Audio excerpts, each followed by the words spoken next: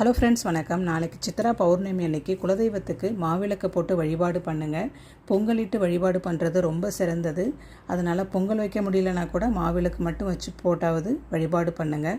அதுக்கப்புறம் சிவனுக்கு உரிய நாள் திருவண்ணாமலை கிரிவலம் போகிறது ரொம்ப ரொம்ப உகந்தது.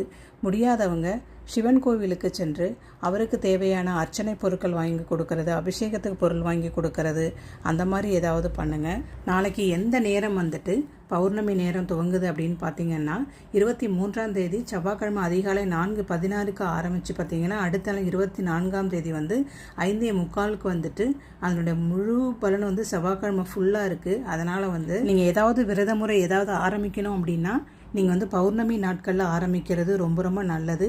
அதனால் ஆரம்பிச்சிருங்க. செவ்வாய்க்கிழமையோட சேர்ந்து வர்றதால வெற்றிலை தீபம் போடுங்க முருகனுக்கு. செவ்வாய்க்கிழமை அப்படிங்கிறதால துர்க்கைக்கு வழிபாடு பண்ணுறது ரொம்ப சிறந்ததாக இருக்கும். அன்னைக்கு வீட்டில் குங்கும அர்ச்சனை பண்ணுறது